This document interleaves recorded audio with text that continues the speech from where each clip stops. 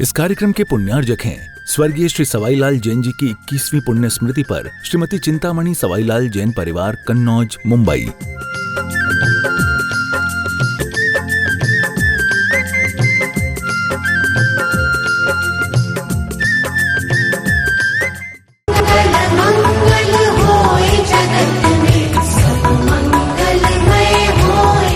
दोनों हाथों को आकाश की ऊंचाई में प्रदान करिएगा।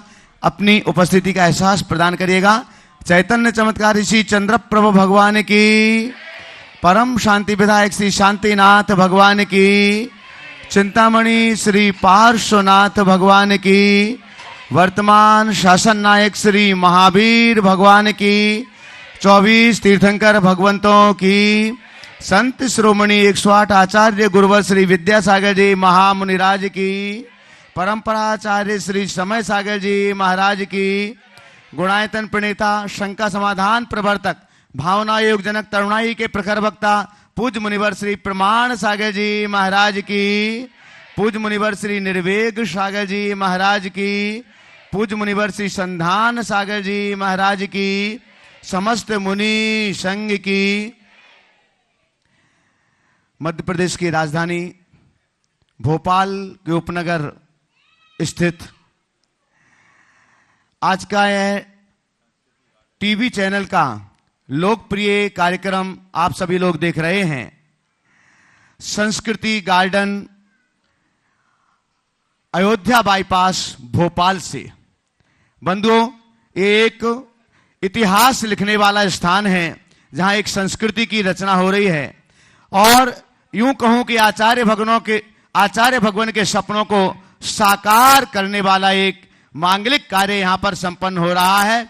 उस संपूर्ण कार्यक्रम की जानकारी आपको थोड़ी देर बाद यहां पर प्रदान की जाएगी। लेकिन वो सौभाग्यशाली पुण्यशाली परिवार जस्टिस अभय गोहल और उनकी श्रीमती विजया जी गोहल, उनके पुत्र अनुराग गोहल एडवोकेट हैं जो, और साथ में उनके और पारिवारिक जन राकेश जी गोहल हैं, अनीता जी हैं, रुचिका जी हैं, युवराज आर्यमान हैं, पारस गोयल जी हैं और आभा जी हैं, संजय जी हैं, डॉक्टर बिकी जी आर्किटेक्ट हैं, नितिन जी जो बहुत तत्परता से इस कार्य में उनका साथ जिन्होंने दिया हुआ है, मेघना जी हैं, इति हैं, शौर्य हैं, अति हैं और विकास जी जैन जो उनके बहनोई हैं, उषा जैन। इन सभी के लिए आप एक बार जोरदार करतल ध्वनि के साथ में सम्मान कीजिएगा। आचार्य भगवान का वह 2012 का सपना जो एक फोटो उनके फलक पर उनके सम्मुख आई थी लंदन म्यूजियम की, जिसमें आदिनाथ भगवान और महावीर भगवान की युगल चित्र था, एक साथ चित्र था, और आचार्य भगवान का वह सपना था कि ये लंदन से भारत वापस आना चाहिए।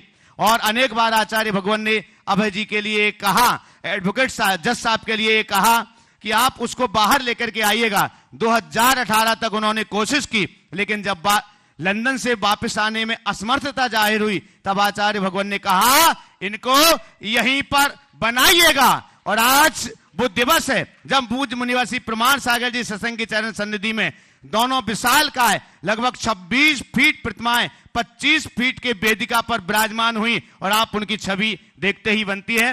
तो ऐसे संस्कृति गार्डन जहां पर इतिहास की रचना हो रही है, वहां से आप टीवी चैनल का लोकप्रिय कार्यक्रम पारस चैनल, आदिनाथ चैनल और प्रामाणिक ऐप और अन्य डिजिटल माध्यमों से देख रहे हैं। आप सभी का हम जस्टिस गोयल परिवार की ओर से हार्दिक हार्दिक स्वागत एवं अभिनंदन करते हैं और शंका समाधान के सत्र को आगे लेकर के चलें उसके पूर्व महाराज श्री का मंगल आशीष ग्रहण करते हैं। तो दोनों हाथों को जोड़िएगा, आपके लिए भी मंगल आशीष की छांव मिले और आपके माध्यम से देश और दुनिया में इस कार्यक्रम को देख रहे सभी भव्य जनों के लिए भी मंगल आशीष की छांव प्राप्त हो।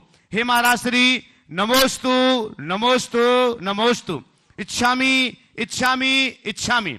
और बंधुओं, हाँ, जैसे कि आप सभी के लिए विदित है, सम्मेद शिखर तीर्थराज में गुणायतन तीर्थ की संरचना हो रही है और लगभग अनेक लक्ष्मी पुत्र गुणायतन परिवार से जुड़कर के अपना सौभाग्य समझते हैं, सौभाग्य मानते हैं। आज हमारे पास संस्थापक सदस्य ट्रस्टी के रूप में एक नाम यहां पर है। आप जोरदार करतल ध्वनि से उनका सम्मान करेंगे जो आज गुणायतन से ट्रस्टी के रूप में जुड़ रहे हैं। श्रीमती स्मृति तुषार कोटिया, एकांश विद्या विलास कोटिया, वनी पार्क, जयपुर, राजस्थान से। एक बार जोरदार करतल ध्वनि के साथ में उनका सम्मान करें। वे इस समय टीवी स्क्रीन पर कार्यक्रम देख रहे होंगे। दोपहर में महाराज श्री के श्री चरणों में थे, लेकिन उनको जाना था, इसलिए वे महाराज श्री से मंगल आशीष लेकर के यहां से निकल गए। लेकिन आपकी तालियां इस स्क्रीन के माध्यम से उनके पास तक अवश्य ही पहुंचेंगी। आइएगा, हम सीधे सीधे चलते हैं पूज्यवर मुनि श्री संधान सागर जी महाराज जी के पावन श्री चरणों में आगे के सत्र के लिए। दोनों हाथों को उठा करके जयकारा लगाइएगा। जब लोग पूज्य मुनिवर श्री प्रमाण सागर जी महाराज की नमस्ते। आज का ये सत्र संस्कृति गार्डन सिद्धार्थ लेक सिटी से, जहां आज अभी आपने देखा, भैया जी ने बताया, एक संस्कारों का शंखनाद आगे तक होता रहे, इसके लिए सांस्कृतिक धरोहर के रूप में जिन बिंब यहाँ पर आज वेदी में विराजमान किए गए। प्रथम प्रश्न के लिए गुरु चरणों में मैं आवाज दे रहा हूँ मोहिनी सचिन जैन, सिद्धार्थ लेक सिटी से ही, और तैयार रहेंगे दिव्या जैन, बड़ोदरा। गुरुवर के चरणों में सादर नमोस्तु, छुल्लक श्री के चरणों में क्षामी। गुरुदेव, मेरा प्रश्न यह है कि आज की इस विलासितावादी जीवन शैली में हम प्रतिदिन प्रतिपल सिर्फ पाप कर्म ही करते हैं, पुण्य कर्म हमारे बहुत कम होते हैं, और हम सब इस पापमय जीवन शैली में इतने ज़्यादा लिप्त हो चुके हैं कि हमें यही जीवन शैली अच्छी लगती है। तो गुरुवर, हम ऐसा क्या करें कि हम इस संसार में रहते हुए अपने जीवन का उद्धार कर सकें और हमें इस छठवें दुखदायी काल में पैदा ना होना पड़े? देखिए, पाप में लिप्त रहने की वजह है पाप रुचि की अधिकता। अनादि के संस्कारवश हमारी पाप रुचि प्रगाढ़ है। हम पाप रुचि को घटाएं और धर्म रुचि को बढ़ाएं। जो जो पाप रुचि मंद होगी या जो जो धर्म रुचि बढ़ेगी, हम पापों से बच पाएंगे। इसलिए हमेशा ऐसे निमित्तों का आश्रय लेते रहना चाहिए जिससे हमारी धर्म रुचि उत्तरोत्तर बढ़ते जाए। नमोस्तु महाराज। दिव्या जैन, बड़ोदरा, अपना प्रश्न करें और उसके बाद में तैयार रहेंगी आरती सेठी, भोपाल। हे महाराज श्री, नमोस्तु नमोस्तु नमोस्तु। हे छुलक जी, इच्छामी इच्छामी इच्छामी। मेरा प्रश्न ये है कि शनि की ढैया या 7.5 किसी राशि पर हो तो उसके लिए हम क्या करें, इसको कैसे दूर करें इस चीज को? देखो, शनि हो चाहे कोई, अशुभ को शुभ से ही निवारित किया जा सकता है। समय सब अपने आप निकल जाएगा और अपने आप धीरे धीरे चीजें बदल जाती। समझ गए? नमोकार मंत्र की आराधना करिए, भगवान की पूजा वंदना कीजिए, आराधना कीजिए। ये हमारे अशुभ कर्म के निवारण का सबसे श्रेष्ठ माध्यम है, हमें लगा के रखना। नमोस्तु महाराज। आरती सिटी, भोपाल, और उसके बाद में विदिशा से अपने बीच में अविनाश जी, पत्रकार। गुरुवर के चरणों में नमोस्तु नमोस्तु नमोस्तु, छुल्लक जी के चरणों में इच्छामी इच्छामी इच्छामी। हे गुरुवर, मेरे दुख का कारण मिथ्या दर्शन, मिथ्या ज्ञान, मिथ्या चारित्र है, और सुख का कारण सम्यक दर्शन, सम्यक ज्ञान, सम्यक चारित्र है। इस बात पर पक्की श्रद्धा है, तो घर में क्लेश क्यों होते हैं? श्रद्धा तो है, आचरण नहीं है। हम उस पर अमल तो करें। केवल धारणा बनाने से काम नहीं होगा, धारण करने से काम होगा। समझ गए? चलिए। गुरुदेव के चरणों में अविनाश जी, पत्रकार, जो गुरुवर की वाणी को जन जन तक पहुंचाने का भी उपक्रम करते हैं, और जोरदार तालियों से उनका स्वागत करते हैं। उसके बाद में गुणायतन ट्रस्टी, आपके इसी सिद्धार्थ लेक सिटी से इंजीनियर महावीर ममता सिंह तैयार रहे। गुरुवर के चरणों में नमोस्तु नमोस्तु नमोस्तु। गुरुवर, नमो लोहे सब सावणम। 3 कम 9 करोड़ मुनिराजों को नमस्कार किया गया है, उसमें क्या वर्तमान के सभी आचार्य मुनिराज शामिल हैं? उस पर हमारी शंका। देखिए, हमारे यहाँ आचार्य उपाध्याय साधु परमेष्ठी में परिगणित होते हैं, और इनका जो स्वरूप है वो छठे गुणस्थान से लेकर ऊपर के गुणस्थानों में पांचों परमेष्टि सिद्ध परमेष्टि को छोड़कर अरहंत परमेष्टि 13वें गुणस्थान में, बाकी आचार्य उपाध्याय साधु हम बीच के गुणस्थानों में परिगणित कर सकते हैं। तो हम जिनकी वंदना करते हैं वह बहुत उच्च भूमिका में। अब रहा सवाल कि वर्तमान में जितने साधु हैं, नमो लोहे सब साहुनम में सबकी वंदना हो जाती है, तो मैं तो यही कहूँगा हम नमो लोहे सब साहुनम में जब भी कहें तो यही कहें कि इस धरती पर जितने भी सच्चे साधु हैं हम उन सब की वंदना करें, हमारी भाव वंदना उनके लिए, समझिए। अब लेकिन कोई ऐसा कहे कि जब हम नमो लोहे सब साहुनम कहते ही हैं तो फिर हमें सब साधुओं को प्रणाम करना चाहिए, तो ऐसे लोगों को आचार्य कुंदकुंद से मिलना चाहिए। और आचार्य कुंदकुंद ने हम लोगों को स्पष्ट मार्गदर्शन दिया है किसकी वंदना करना और किसकी वंदना नहीं करना। अगर कोई दिगंबर है और असंयत है तो वो वंदनीय नहीं है, असंजदम न वंदे का है।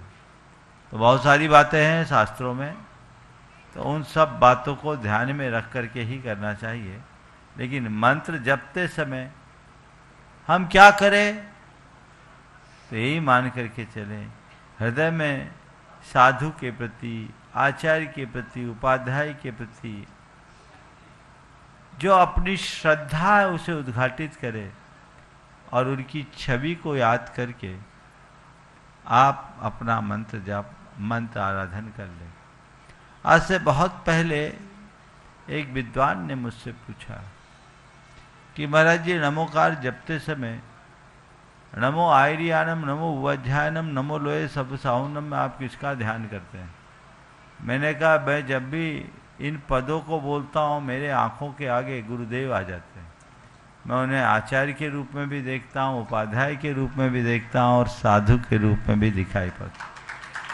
तो जब भी मैं इनका ध्यान करता हूँ तो मेरे ध्यान में वही आते हैं क्योंकि मेरे अंदर वो बसे हैं। तो जिसकी जैसी आस्था उसके ध्यान में तो वही आएंगे। लेकिन इन सब बातों को हमें बहुत गंभीरता से समझना चाहिए और समझदारी से प्रस्तुत करना चाहिए। नमोस्तु गुरुदेव, नमोस्तु। Engineer Mahavir Mamtaji Singhai, Gunayatan trustee Siddharth lake city से, और तैयार रहेंगे कृतार्थ जैन झलोन। मेरे परम उपकारी, मेरे आराध मुनि श्री प्रमाण सागर महाराज, मुनि श्री विवेक सागर, संदान सागर, समस्त मुनि संघ के चरणों में मेरे और मेरे परिवार और समस्त सिद्धार्थ लेक सिटी समाज की तरफ से बारंबार नमोस्तु नमोस्तु नमोस्तु। हे प्रभु, कल सिद्धार्थ लेक सिटी को आपके चरणों का समस्त संघ का सौभाग्य प्राप्त हो रहा है, इसके लिए हम कृतज्ञता ज्ञापन करते हैं आपका। मुनि श्री, हमारा प्रश्न है कि हमारे शुभचिंतक बहुत हैं, हमारे शुभचिंतक बहुत हैं, और जब भी हमारा कोई शुभ होता है तो उन्हें चिंता होने लगती है। महाराज जी कहने को तो कहते हैं कि आप हमारे अपने हैं, मगर ऐसा होता नहीं, ऐसा क्यों? आप अपना मार्गदर्शन दें। बहुत अच्छी बात है। हमारे इतने शुभ चिंतक है कि जब भी हमारा शुभ होता है उन्हें चिंता होने लगती। तो हमें तो ऐसे लोगों को हमेशा अपने इर्द गिर्द रखना चाहिए, अथवा ऐसे लोगों के इर्द गिर्द रहना चाहिए। समझिए क्यों बोल रहा हूँ? क्योंकि वो अगर ऐसे शुभचिंतक हमारे इर्द गिर्द होंगे ना, तो हम बहुत सजग और सावधान भी रहेंगे। हमारी चिंता वो करेंगे, हमें अपनी चिंता करने की जरूरत ही नहीं है जी महाराज। समझ गए? हमें इनको सकारात्मक रूप में लेना चाहिए और बिल्कुल भी घबराना नहीं चाहिए। नमोस्तु महाराज, नमोस्तु महाराज। कृतार्थ जैन झलोन, और तैयार रहेंगे धैर्य जैन लाल घाटी, साथ में ही विक्की विवेक जैन गुणायतन ट्रस्टी जो हरनी से सभी लोग लगे रहते हैं, अक्षय जैन और अपनी उनकी पूरी टीम। नमोस्तु गुरुदेव, मेरा प्रश्न यह है, मन में भगवान है तो मंदिर जाने की क्या जरूरत है? बिल्कुल ठीक कह रहे हो, मन में भगवान है तो मंदिर जाने की कोई जरूरत नहीं। एक बार ऐसा हुआ, एक परिवार आया,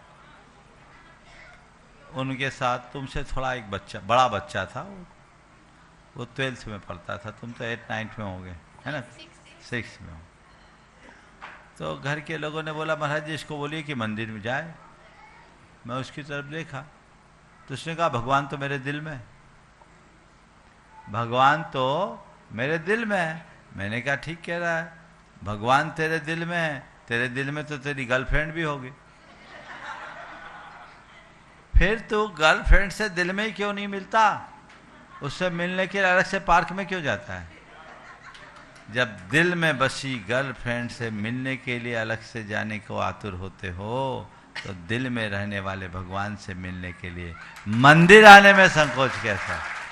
समझ गए? इसलिए भगवान दिल में है, फिर भी जो दिल में है उससे मिलने जाओ। बताओ, जो दिल में होता उसकी तस्वीर अपने पर्स में लेके घूमते हो कि नहीं? बोलो हाँ, क्या जरूरत है? जब दिल में ही है तो उससे काम नहीं चलता। सच में जो दिल में है ना, उसी से मिलने का जी होता है, उसी से बात करने का जी होता है, उसी के पास बैठने का जी होता है, उसी के साथ रहने का जी होता है। यदि तुम्हारे दिल में भगवान होंगे तो तुम्हें और कोई पसंद ही नहीं आएगा। और कोई पसंद आ रहा है इसका मतलब अभी दिल में बैठे नहीं है, दिल में कोई और बैठा है। उसको हटाओ और भगवान से अपनी नेह लगाओ ताकि जीवन अच्छा बन सके। नमस्ते गुरुदेव। धैर्य जैन और साथ में विक्की भैया, अक्षय भैया, पूरी टीम के साथ में मनु भैया भी साथ में हैं। वहीं पहुंच जाएं सभी जो अहरनिश। और एक बार जोरदार ताली बजा दी इन सभी बच्चों के लिए जो गुरु सेवा में हमेशा तत्पर रहते हैं। और साथ में तैयार रहेंगे कल्पना जी, सुनील जी जैन जो पूज्य निर्णय सागर जी महाराज के गृहस्थ अवस्था के परिवारजन है। नमोस्तु महाराज जी। महाराज जी, हाल ही में हुई नीमच की घटना से मन बड़ा द्रवित है। कुछ असामाजिक तत्व ने पूज्य श्वेतांबर साधुओं पर जानलेवा हमला किया, पूज्य संतों को काफ़ी चोट भी आई है। तो महाराज जी, एक समाज के तौर पे हमारा क्या दायित्व और कर्तव्य होना चाहिए गुरुओं की आचार्य के प्रति? देखिए, ये जो समाचार आपने अभी बताया ये बहुत ही निंदनीय है और दुखद है। आजकल आए दिन इस तरह की घटनाएं घटती रहती है। ये लोगों की घोर संवेदनहीनता का द्योतक है। कोई भी साधु को कहीं पर भी कोई भी किसी तरीके से अटैक कर दे, ये कतई उचित नहीं है। इसकी घोर निंदा होनी चाहिए और सरकार पर दबाव डालकर ऐसे लोगों के विरुद्ध कानूनी, कड़ी से कड़ी कानूनी कार्रवाई कराना चाहिए। मुझे तो जानकारी मिली है, क्यों विजय सही है वो जानकारी? एक व्यक्ति की, हाँ शायद एक व्यक्ति की, तो मैंने एक महाराज की, एक साधु की इतनी निर्ममता से पिटाई की गई कि उनकी मृत्यु हो गई। ये एक प्रकार की हत्या है। निर्दोष साधुओं की इस तरह से निर्मम हत्या लोमहर्षक। हमें इस पर गंभीरता से विचार करना चाहिए और इसके लिए कुछ ठोस उपाय करना चाहिए। मैंने पहले भी बोला, किसी को गाड़ी से दबा देना और किसी के ऊपर इस तरह से अटैक कर देना, इसके लिए कुछ काम समाज को करना चाहिए। सबसे पहला काम, साधुओं का विहार समूह में कराना चाहिए। जब भी साधुजनों का विहार हो, उनके साथ समाज के लोग रहे, समूह रहे। अब हर साधु की प्रभावना नहीं होती उतनी, तो लोग ज़्यादा जाते नहीं, तो भी इसका एक उपाय है कि समाज के प्रमुख समाज में हर मंदिरों में कुछ ऐसे लोगों को रखे जो साधुओं का विहार करा सके, अथवा समाज के जितने वरिष्ठ पदाधिकारी हैं अपने प्रतिष्ठानों में कुछ ऐसे लोगों को रखे जो जरूरत पड़ने पर साधुओं का विहार भी करा सके। सब मंदिर कमेटी में व्यवस्था होनी चाहिए। लाखों रुपए तुम्हारे मंदिरों में आते, तुम लोग करते क्या? देव गुरु और धर्म के लिए खर्च न करके केवल बैंक में एफडियां बढ़ाने का क्या मतलब है? लोग जो तुम्हें दान देते हैं वो धर्म की प्रभावना के लिए, देव गुरु और धर्म की सेवा के लिए देते हैं, उससे केवल एफडी बना के रखने के लिए नहीं देते हैं। इसलिए इसका ध्यान सबको रखना चाहिए। साधुओं के विहार के लिए समूह रहना चाहिए, लोग रहना चाहिए। दूसरी बात, जब भी साधुजनों का विहार हो, प्रशासन को सूचना देकर उनकी सिक्योरिटी की व्यवस्था करनी चाहिए। तीसरी बात, जहां साधुजनों का रात्रिकालिक विश्राम हो, उसकी लोकेशन पर गंभीरता से विचार करना चाहिए कि जिस लोकेशन पर विश्राम किया और कराया जा रहा है वो निरापद है या नहीं, कहीं किसी प्रकार के उपसर्ग या कोई अनहोनी की संभावना तो नहीं है। इन सब बातों का विचार करके करना चाहिए। और जहाँ ऐसा विश्राम हो वहाँ सुरक्षा सुनिश्चित करनी चाहिए, और सड़क चलते हुए भी उनके लिए सुरक्षित करने के लिए ट्रैफिक के नियमों का पालन करते हुए आगे पीछे वाहनों के माध्यम से उनको सुरक्षा प्रदान करते हुए जाना चाहिए। और साधुओं को भी चाहिए कि वो जब विहार करे तो समूह में एक जत्था बनाकर विहार करें। अब एक यहाँ है, दूसरा 1 किलोमीटर दूर है, ये उचित नहीं, इसमें समाज को भी बहुत दुविधा होती। तो जो भी साधु भगवंत आपके बीच से विहार करे, आप उनसे निवेदन पूर्वक कहें कि महाराज जी आजकल बड़ी दुर्घटनाएं घट जाती है, हो जाती है, हमारे लिए इसको इस तरीके से कराया जाए, तभी हम लोग इस तरह की घटनाओं की पुनरावृत्ति से बच सकेंगे। जो घटना है मुझे भी दिखाया गया, बिल्कुल रोंगटे खड़े कर देने वाली घटना है, और ये बहुत निंदनीय और दुखद घटना है। सभी को इसकी निंदा करनी चाहिए। जानकारी मिली है कुछ लोगों को गिरफ्तार किया गया, मुझे पता नहीं जिन्हें गिरफ्तार किया गया वो असली अपराधी थे कि नहीं थे, लेकिन गिरफ्तारी मात्र इसका समाधान नहीं है। इस प्रकार की घटनाओं की पुनरावृत्ति ना हो ये सुनिश्चित करना ही इसका समाधान है। इसके लिए ये मध्य प्रदेश की घटना है कि राजस्थान की? मध्य प्रदेश। हाँ, तो जो भी सरकार है, हमें सरकार को भी इस विषय में अपना संदेश भेजना चाहिए, सरकार का ध्यान आकर्षण करना चाहिए। ये सरकार की जिम्मेदारी है कि सभी की सुरक्षा सुनिश्चित करें। कल्पना सुनील जैन, पूज्य निर्णय साड़ी जी महाराज गृहस्थ अवस्था के परिवारजन, और उसके बाद में अपने बीच में आज इस सत्र में अनुराग जी सोदिया, शिल्पी जी सोदिया, अनुसोरिया आदि वीर गड़ा टोटा से यहाँ पर उपस्थित हैं, जो गुणायतन का जो सपना गुरुवर देख रहे हैं उसको साकार करने में अहरनिश अपनी सेवा देते हैं। ऐसे अनुराग भाई यहाँ पर उपस्थित। नमोस्तु महाराज से तीनों मुनि राजों के चरणों में मेरा कोटि कोटि नमन, और समस्त क्षुल्लक जी के चरणों में शत नमन। महाराज श्री मैंने आज कल है ना 12 वर्षीय सुधासार महाराज जी का जो कोर्स चल रहा है उसमें पहले दिन एग्ज़ाम दिया था। जब से हम लोग 3-4 महीने से लगभग ये स्वाध्याय कर रहे हैं, हम लोगों को अब ऐसा लगने लगा द्वादशांक हम लोगों को भी पूरा ज्ञान होना चाहिए। तो इसके लिए एक तो हम लोग क्या करें और कैसे स्वाध्याय क्या विधि है आप वो समझाएं। 1-2 परीक्षा और ज्वाइन कर लो। और महाराज श्री एक ये बहुत अच्छा कार्य हुआ महाराज जी के द्वारा समाज संस्कृति संस्थान में। महाराज जी इसके परिणाम स्वरूप ये अच्छा हुआ कि ये लोग काम में लग गए। आप लोग कम से कम अच्छे काम में लग गए, नहीं तो पता नहीं कहाँ लगते हैं। जो बचे हुए इधर उधर के कामों में मैं भी उनसे कहूँगा कि इस तरह के उपक्रमों से जुड़ जाए, ताकि आपके ज्ञान की वृद्धि भी हो और परिणामों की शुद्धि भी। महाराज श्री इसमें एक जिज्ञासा है कि जो मुनियों का स्वरूपाचरण चारित्र होता है वो बहुत कठिन था, हालांकि हम लोगों ने किया तो वो कैसे घटित होता है, और जो आज आप लोग हम लोगों के सामने जो मुनिराज यत्र तत्र विचरण कर रहे हैं, तो वो भी स्वरूपाचरण चारित्र के अंतर्गत आएगा क्या? देखिए, चरित्र हमारा धर्म है, चारित्रम खलु धम्मो, चारित्र धर्म है। और वो धर्म क्या है? क्षमता। धम्मो जो सो समोत्त विनिधिठो, क्षमता का नाम धर्म है।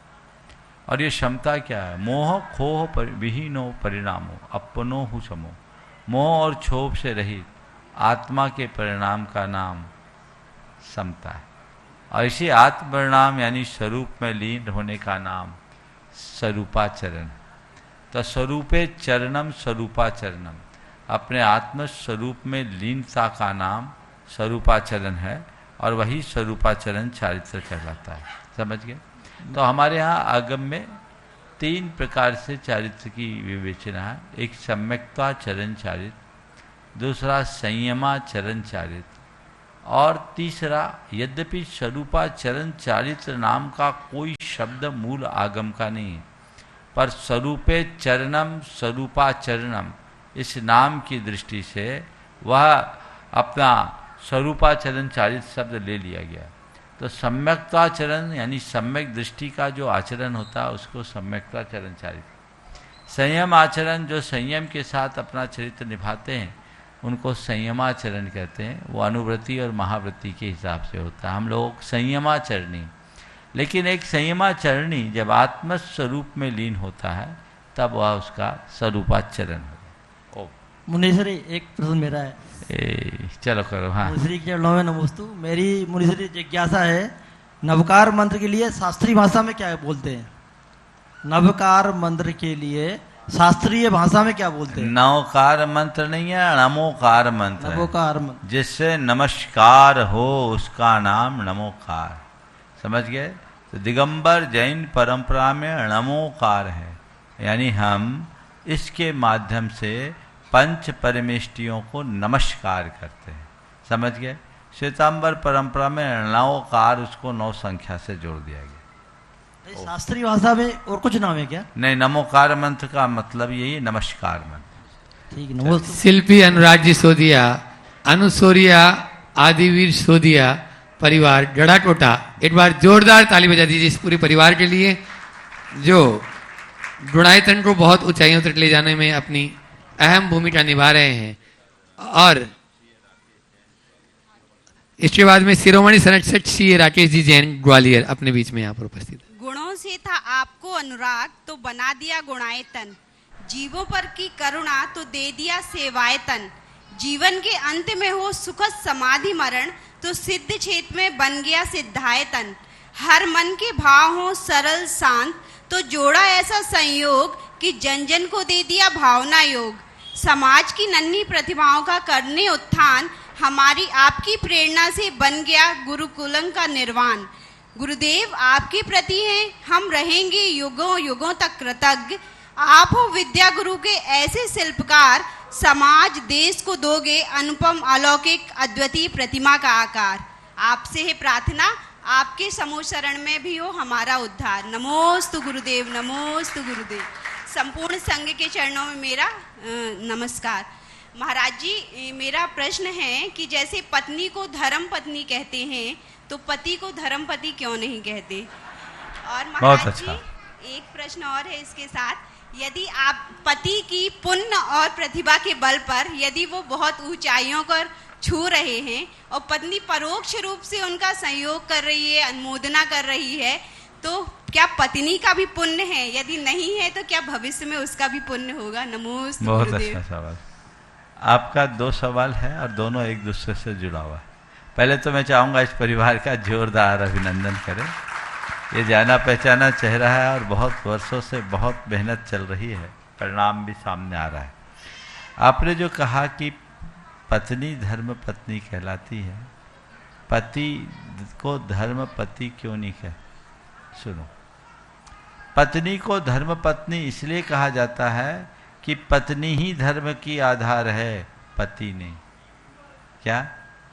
पत्नी से जुड़ने के बाद ही पति अपना धर्म निभा पाता है, इसलिए जो पति के धर्म का आधार बने उसका नाम धर्म पत्नी। समझ गए? इसलिए उसके लिए एक शब्द दिया, धम्म सहाय्या। सहधर्मणी शब्द का भी प्रयोग होता है। तो ये सहधर्मणी, धर्म पत्नी ये है। धर्मपति क्यों नहीं? धर्मपति क्यों नहीं?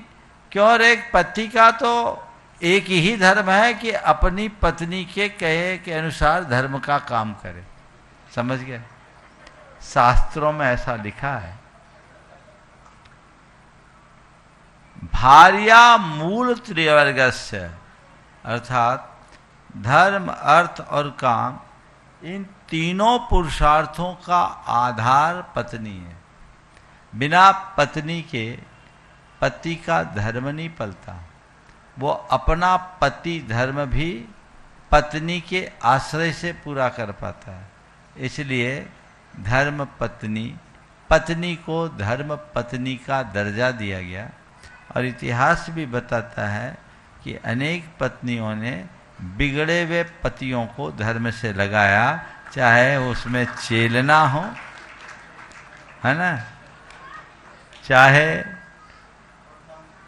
कालिदास की, क्या नाम था उनका, नहीं का, वो तो तुलसीदास की रत्नावती थी। कालिदास की धर्मपत्नी का शकुंतला, अभिज्ञान शाकुंतलम लिखा। तो ये सब इतिहास बताता है। इसलिए अब रहा सवाल, पति यदि किसी क्षेत्र में आगे बढ़कर योगदान देता है, तन का, मन का, धन का, तो पत्नी को कुछ मिलता है कि नहीं?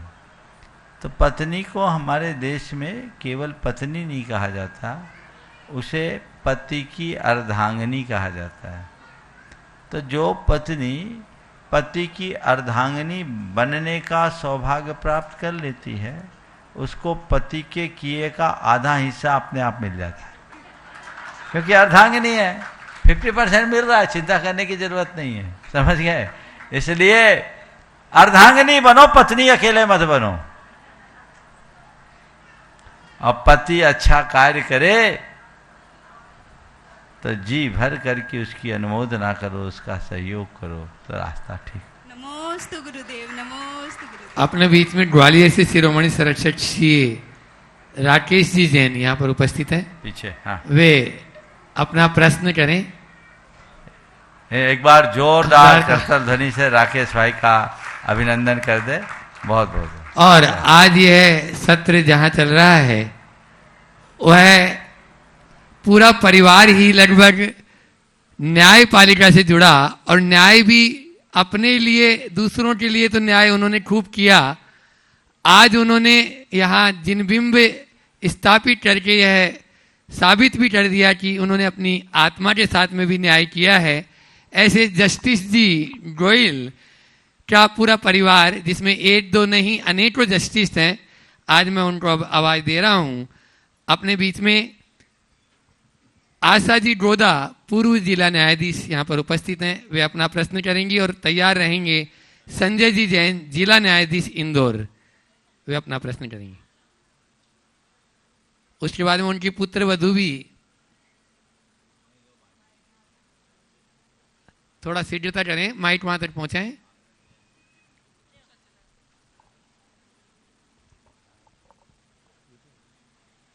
प्रातः स्मरणीय गुरुदेव एवं मंचासीन सभी गुरुदेवों को नमोस्तु, वाचुल्लक गण को इच्छामि। गुरुदेव, विनय को मोक्ष का द्वार कहा गया है, और ऐसा भी कहा जाता है कि 25% ज्ञान जो है विनय से प्राप्त होता है। तीर्थंकर प्रकृति के बंध के लिए भी जो 16 कारण भावनाएं भाई जाती हैं, उसमें एक भावना विनय संपन्नता रखी गई है।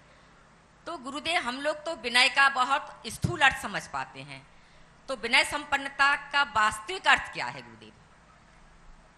बहुत अच्छा सवाल आपने किया। विनय संपन्नता क्या है?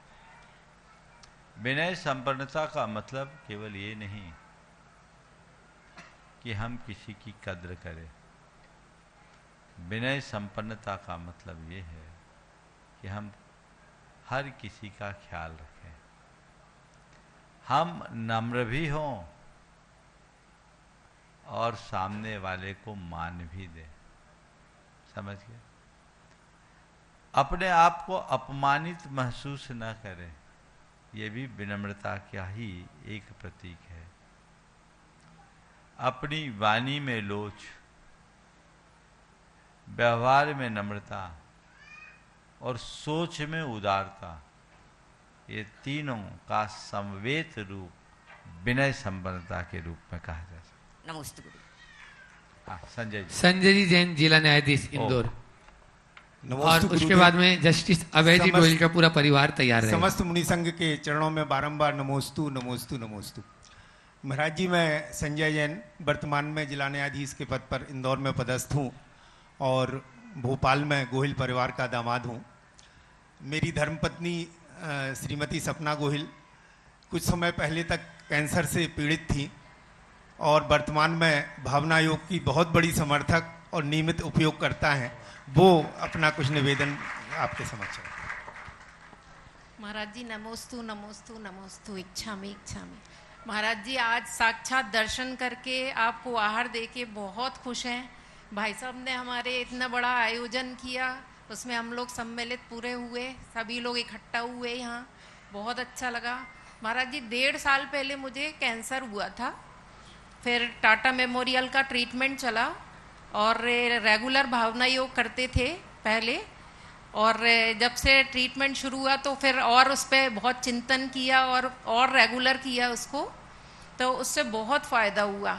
और उस भावना योग का जो लाभ मिला वो 2 मिनट में तो नहीं बता सकती, क्योंकि उससे बहुत फ़ायदा हुआ। 1.5 साल में जो पीड़ा मैंने उठाई मेरे फैमिली मेम्बर्स ने, वो मैं बता नहीं सकती यहाँ, और बहुत फ़ायदा हुआ। मतलब उसके कमांड हैं जो अब मुझे सब याद हो गए हैं। आपकी आवाज़ मेरे कानों में गूंजती है, मैं बस स्मरण करती हूँ, आप बस बोलते हैं, तो मुझे बहुत फ़ायदा हुआ। और अभी 4 दिन पहले बॉम्बे गए थे, तो डॉक्टर ने 2 बार रूटीन चेकअप में गए, दोनों बार उन्होंने कहा एकदम ठीक है, ट्रीटमेंट फुल बंद हो गया है, एकदम ठीक हूँ मैं। महाराज जी, आपका आशीर्वाद और सब बड़ों का आशीर्वाद, भगवान जी की कृपा, बहुत खुश हैं आज हम। बहुत सुंदर।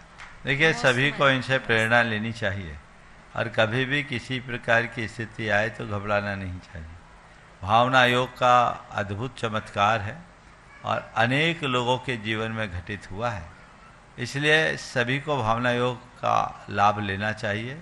बीमार पड़ने पर भावना योग तो बात की बात है, स्वस्थ रहने पर भावना योग करो तो कभी बीमार पड़ने की नौबत नहीं। 1 मिनट और बोलूंगी महाराज। हाँ, बोलो। बिल्कुल, यही आपने अभी जो बात कही वो एकदम सही है कि जरूरी नहीं हम पीड़ा के समय भावना योग करें, बहुत मानसिक शांति मिलती है। महाराज जी, बहुत सारे विचार फालतू के चलते हैं कई बार, तो जब कुछ विचार मेल नहीं खाते हैं तो बिल्कुल शांति, कुछ भी नहीं करना है, कुछ नहीं बोलना है, थोड़ी देर बाद वो सब रिलैक्स हो जाता है। बहुत सुंदर। नमस्ते महाराज जी, नमस्ते। जस्टिस अभय जी गोयल, और चाहूंगा उनकी पुत्र वधू यहाँ पर उपस्थित हों। आज खुद अभय जी उनके बारे में बता रहे थे, अनुराग भी आ जाए। क्राइम के मामले में वह बहुत ही अनुभवी और अच्छे निर्णय लेती हैं। यहाँ उपस्थित हैं। करप्शन के केसेस ज्यादा डिफेंड करते हैं। हाँ, अच्छा, आ जाए, एक साथ आ जाओ। हाँ, अच्छी इसकी हाई कोर्ट में पकड़ है करप्शन मैटर्स में। मैं भी चाहता हूं कि ये इसमें स्पेशलाइजेशन करे, क्योंकि आज देश में जो करप्शन से पीड़ित लोग हैं। हाँ, बोल साहब। हाँ, बोलें आप अभी। गुरुदेव, एक मेरा छोटा सा नितांत व्यक्तिगत प्रश्न है। आज वकालत करते हुए मैं 15 साल की वकालत के बाद स्टेट बार काउंसिल का मेंबर चुना गया, जो मध्य प्रदेश की वकीलों की एक बॉडी है, स्टेचुरी बॉडी है, और 20 साल उसका जज बनने तक मैं उसका सदस्य रहा।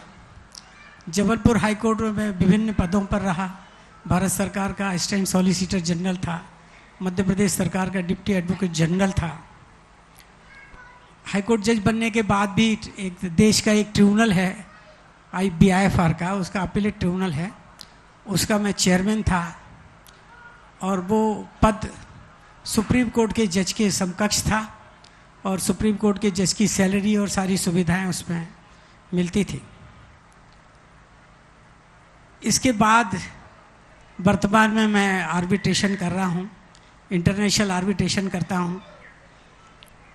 कर्नाटक में मैंने बहुत सारी यूनिवर्सिटीज़ की इंक्वायरी करी, मध्य प्रदेश में भी इंक्वायरियाँ की। आज भी एक गुरुदेव की कृपा से एक कुछ काम करने का कोशिश की है, किंतु मैं दिन में 12 से 15 घंटे प्रतिदिन काम करता हूँ आज भी, किंतु मुझे किसी काम में प्रसन्नता, संतोष या संतुष्टि नहीं होती। मैं इतने सारे काम करने के बाद भी संतुष्ट नहीं हूँ। ये मेरी एक व्यक्तिगत परेशानी है। क्या इसका कारण हो सकता है कि मैं हमेशा असंतुष्ट रहता हूँ, कितना ही बड़ा काम करूँ? इससे निकलने का कोई उपाय?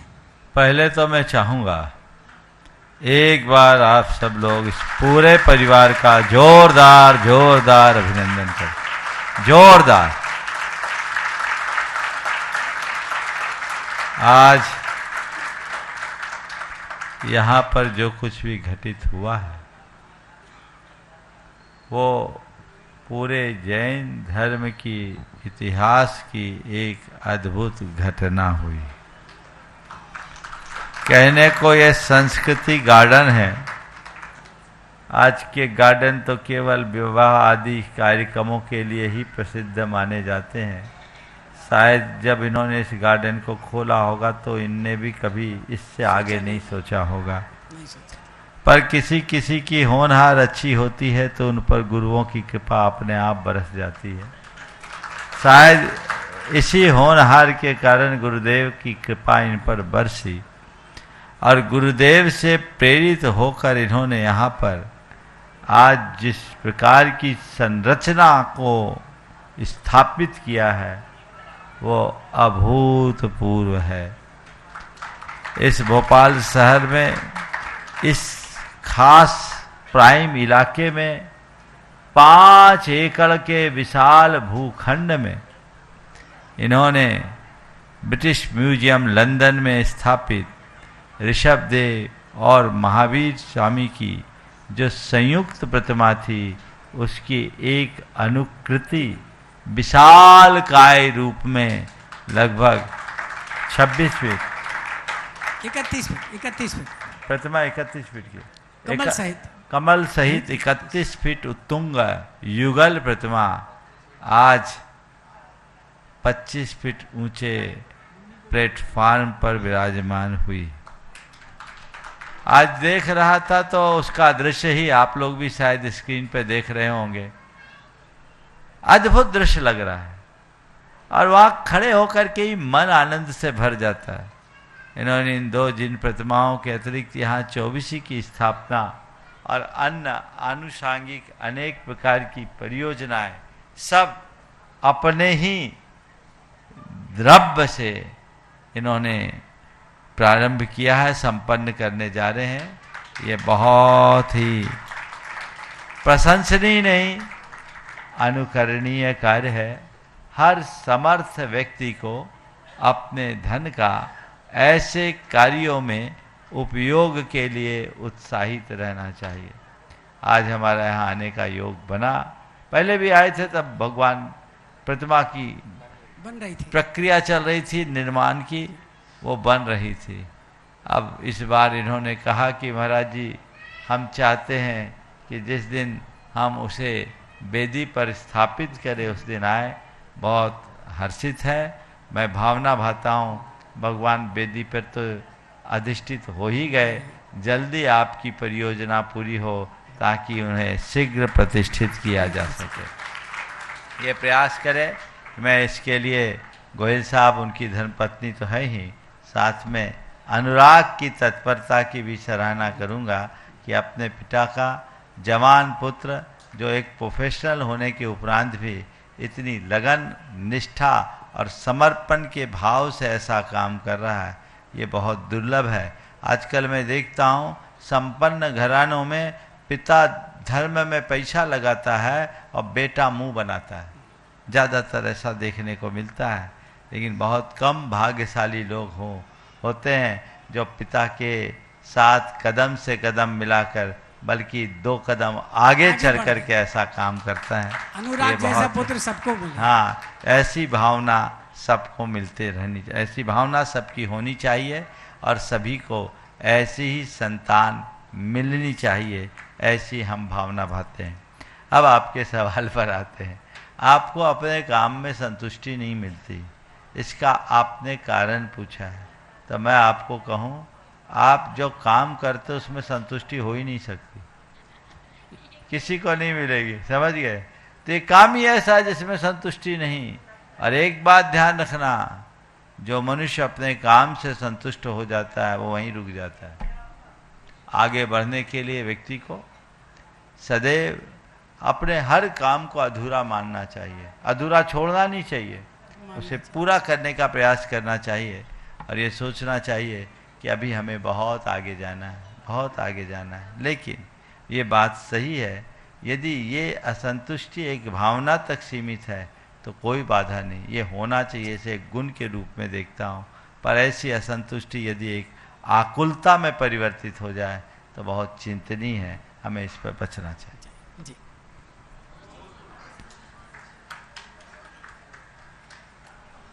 नमोस्तु महाराज जी, नमोस्तु वंदामी। हेलो, नमोकार मंत्र सही है कहना या फिर नमोकार एक सूत्र है? मतलब ये कई बार पढ़ने में आता है कि मंत्र और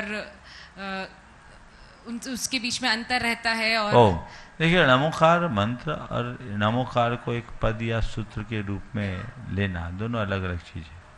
सूत्र में अनंत अर्थ होते हैं और मंत्र में अनंत शक्ति होती है। नमोकार में अर्थ भी है और शक्ति भी है, इसलिए हमें इसे एक मंत्र के रूप में ही लेना चाहिए।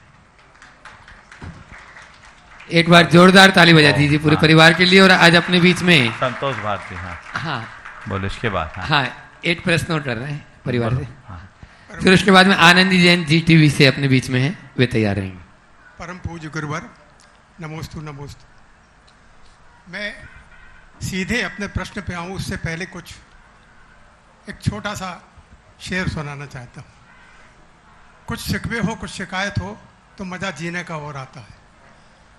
आज मेरे मन में जो सबसे बड़ी पीड़ा है वो ये है कि हम ऐसा समय देख रहे हैं विपरीत कि जिन हाथों में जैन दर्शन की पुस्तक होना चाहिए, जो पहली कक्षा होती है, जैसे पहली कक्षा हम सीधे एमए में नहीं चले जाते, जैन धर्म की पुस्तक होना चाहिए, उनके हाथों में मोबाइल है। और मैं आपको निवेदन करना चाहता हूं विनयपूर्वक कि मैं ऐसा सौभाग्यशाली रहा कि परम पूज्य गणेश प्रसाद जी वर्णी से लेकर के पंडित महेंद्र कुमार जी न्यायाचार्य, वो जो परंपरा रही दरबारी लाल जी कोटिया, दल सुख मालवड़िया और परम पूज्य आचार्य विद्यासागर जी महाराज, ये जो परंपरा थी पाठशाला की, ये बहुत कमजोर पड़ गई। मैं ये अपने मन के भाव आज व्यक्त करना चाहता हूँ सारी समाज के सामने। 84 साल की उम्र में मेरी बिल्कुल शारीरिक स्थिति नहीं थी कि मैं दमोह से भोपाल तक पहुंच पाऊँ। कौन सी वो बात थी जो मुझे यहाँ खींच लाई? वो एक ही बात थी। मैं अपने हृदय की बात बताना चाहता हूँ कि 84 वर्ष की उम्र में भी जब मैंने सुना कि ऐसा योगा योग बना है कि मैं दामाद के रूप में अगर पंडित महेंद्र कुमार न्यायाचार्य जी के संस्कार मिले तो दामाद के रूप में मुझे ऐसा व्यक्ति मिले। गोयल जी, 2 बेटियां मेरी इस परिवार में हैं कि जिन्होंने वो जो विजन आचार्य विद्यासागर जी महाराज का है, वो जो विजन, जो सोच भविष्य का आने वाली पीढ़ी कैसी हो, वो जो विजन है उसको आगे बढ़ाने के लिए, समृद्ध करने के लिए अभय गोयल जी ने जो संकल्प किया पूरे परिवार के साथ, वो अद्भुत है। क्या क्या कल्पन, सोचिए जरा, पूरे विश्वविद्यालय में क्या है जैन धर्म, मैं आप सबको बताना चाहता हूं। पहली पुस्तक जैन धर्म की पंडित महेंद्र कुमार जी ने लिखी, और जैन दर्शन पे जो पुस्तक है, जो ABCD है, काका गागा है, वो परम पूज्य प्रमाण सागर जी महाराज ने लिखी है जैन दर्शन। आज उसके पठन पाठन की जैन दर्शन वैज्ञानिक दर्शन क्यों है, इतना निर्दोष क्यों है, हमारी हर शंका का समाधान क्यों है। और ऐसी शंका का समाधान करने वाले हमारे परम प्रभावक गुरुवर प्रमाण सागर जी का योगा योग, ये योग जो है मुझे यहाँ खींच रहा है और मैं बड़ा सौभाग्यशाली हूँ। और अब मैं सीधे अपने प्रश्न पे आता हूँ। प्रश्न थोड़ा सा गूढ़ जरूर है कि गुरुवर, हम जो जैसे भाव करते हैं वैसे हमारे कर्म का बंधन होता है, तो हमारे कर्म बंधन में भाव निमित्त है। क्या जब कर्म उदय में आते हैं तो क्या उसके अनुरूप भाव बनते हैं? तो भाव बनने में क्या कर्म निमित्त बनते हैं? ये मेरी बहुत अच्छा सवाल। पहले तो 84 की उम्र में इतने ओज और जोश के लिए आप लोग बहुत ही ओज के साथ इन्होंने अपनी बात कही। इनकी बातों में पीड़ा भी थी और प्रेरणा भी थी। हम अगर अंदर पीड़ा का अनुभव करें तभी खुद प्रेरित होंगे और औरों को प्रेरित कर पाएंगे। हम सब को जिस परंपरा में जन्म लेने का सौभाग्य मिला है, हमें चाहिए कि हम उस परंपरा के प्रकाश को दिग दिगंत तक फैलाएं और उसमें जितना योगदान दे सके दे। यही हमारी उपलब्धि है। हम केवल अपने लिए न जिएं, जो परंपरा हमें मिली है उसे आगे बढ़ाने में भी अपना योगदान दें। आपका जो सवाल है कि भाव के अनुसार कर्म बनते हैं, तो क्या कर्म के उदय के अनुसार भाव बनते हैं? निश्चित हमारे भावों में कर्म का उदय निमित्त है। कर्मोदय के अनुसार भाव बनते हैं और भावों के अनुसार कर्म बनते हैं। ये एक सामान्य प्रक्रिया है। पर महाराज ऐसा करेंगे तो कर्मोदय से भाव होगा, भाव से कर्म बनेगा, फिर चलता रहेगा। बोले हाँ, ये कर्मोदय से जो भाव होते हैं वो विकार है और पुरुषार्थ से जो भाव बनते हैं वो स्वभाव। तो जब हम कर्मोदय जन भाव से अपने आप को अप्रभावित रखने का पुरुषार्थ जगाते हैं तो वो हमारा स्वभाव बन जाता है, जो कर्म की जड़ को मिटा डालता है। इसी का नाम समता है। कर्मोदय से शुभ अशुभ भाव होते हैं और आत्मज्ञान से समता भाव आता है। समता भाव से कर्म की जड़ उखड़ती है और शुभाशुभ भाव से कर्म बंधता है। इसलिए ये आप सबका समय होने को है। कल हम लोग प्रातःकाल सिद्धार्थ लेक सिटी में कल इन लोगों को लाभ मिलेगा और कल सायंकाल हम लोग यहाँ से कल का शंका समाधान आचार्य विद्यासागर प्रबंध विज्ञान संस्थान, जहाँ श्री विद्या प्रमाण गुरुकुलम की स्थापना हो रही है, हम लोग वहाँ जाएंगे और कल का शंका समाधान वहीं होगा। और कल ही चयनित विद्यार्थियों की घोषणा भी हो जाएगी।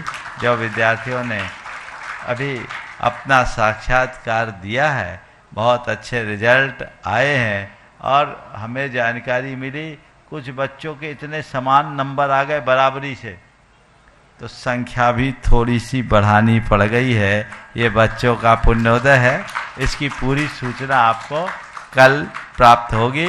इसलिए जो यहाँ हैं वे कल वहाँ आएंगे और जो यहाँ नहीं हैं वो टीवी पे इस कार्यक्रम को जरूर सुनेंगे।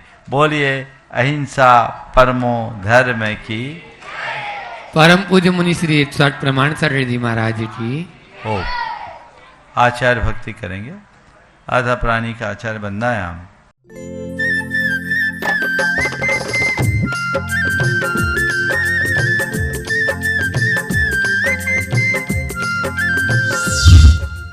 इस कार्यक्रम के पुण्यार्जक हैं स्वर्गीय श्री सवाईलाल जैन जी की 21वीं पुण्य स्मृति पर श्रीमती चिंतामणि सवाईलाल जैन परिवार, कन्नौज, मुंबई।